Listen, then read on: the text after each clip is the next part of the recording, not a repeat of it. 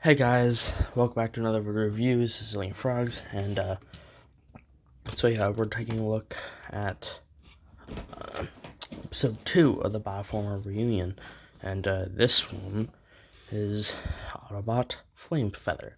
Now, Flamefeather, like I said before, is all my Bioformers are gonna be more simpler, just so you know, just much easier to build, but well, easier to build, but like doesn't look too cheap, doesn't look like a 2.0 Hero Factory build.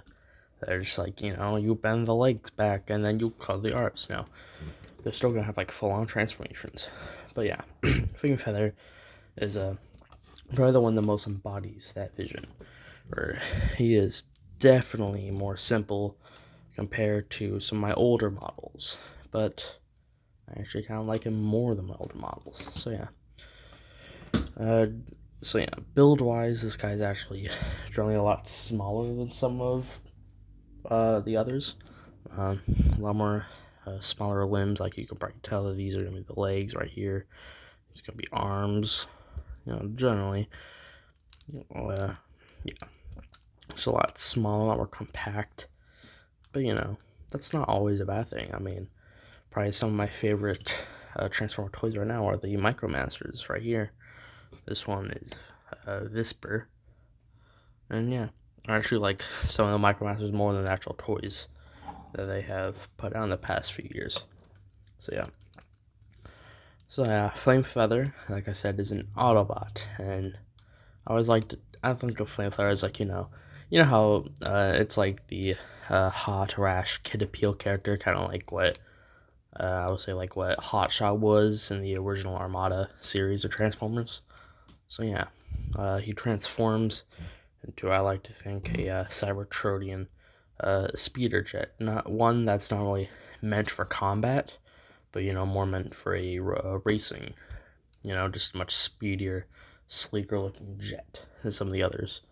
Or not a lot of like kibble. It's very thin compared to some of the other jets. It's generally around the same width as probably just like actually a regular shell piece sometimes, other than this fin right here.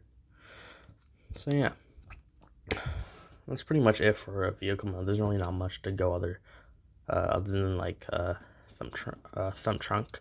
So let's get him transformed, and like I said, it's a very simple transformation. So what you gotta do is just take this cockpit area, and just lift it forward like that, and just spin it around, and just flip the entire figure around, and just take this, and just make sure that these bone pieces are going to go all the way up like that, and that creates the chest, as you probably may have guessed. Next thing you gotta do is just take the arm bits right here and just lift them up for right now, and then you're just gonna take the legs at the back, just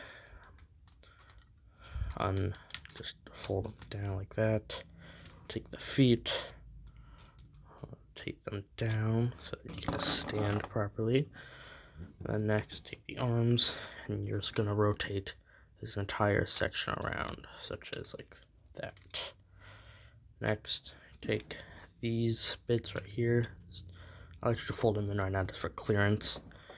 You take this little Technic piece with the flame bit, just fold it inwards right next to this little spike piece, and then you just fold the entire section back. Next, just rotate the arms and just do the exact same on the other side. Like that.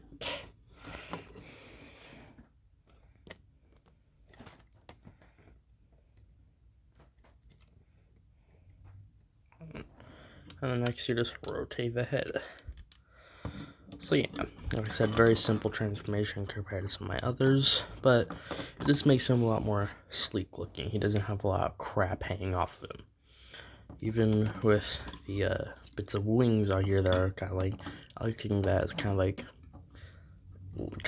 a cape, or like the start of one where it's like big shoulder pads and then like kind of like a fiery cape drapes down over them. So yeah, take a look at this build starting from the legs Legs, very simple.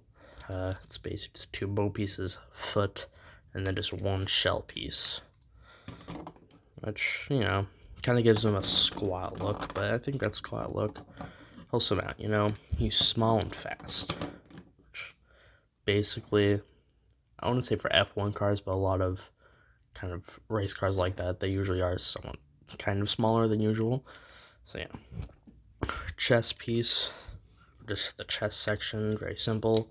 Just normal Hero Factory body piece with 2 of the smallest bone pieces, and then just 1 translucent, or big translucent shell. This was a recent addition because I just thought the back looked a little bit too thin, you know, because without it, you're basically just exposed everywhere. So I think that just tries to fill it out more. Head again, just like Thump Trunk, just a normal shell piece with this kind of a head ornament. Same reason as Thump Trunk, you know, thinner profile. You know, it doesn't like, I like to envision it as kind of like a flight helmet. Flight helmet with like a little like horn sticking out. But you know, that's just my imagination. You can't really see that with it. And that's kind of the point. If you want my reasoning, go watch the Thumb Trunk video. So yeah. Arms, probably the most complicated. Well, not really most complicated, but okay, most complicated for this character. You can see I use some Technic pieces to help maintain the wings. I think it just helps. It just helps the design overall. Overall, other than that, arms again very simple. 2 shell pieces, 2 bone pieces, and a hand. You're not counting shoulders. Shoulders are just another bone piece. Yeah. Color scheme, as you can see, bits of black, normal. I would just say Telemata red, and then some translucent orange, and then just solid opaque orange for the head. And this, the translucent orange, I actually really like on this figure. Usually, sometimes it doesn't work as well, but for this time I really like it because I feel like kind of like a fiery energon's like burning in him, you know, helps him catch fire, you know, and that's kind of like his weapons right here. He doesn't really have a weapon, other than like some of the others I built, but he just like catches fire, and he's like much more like a melee person. So yeah, posability on this guy, basically the same as any other, I would say, just Hero Factory guy or just toe guy.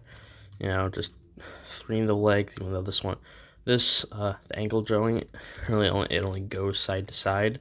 Other than, like, it's kind of limited for a ball joint because it has what usually is like an upper bone piece, you know.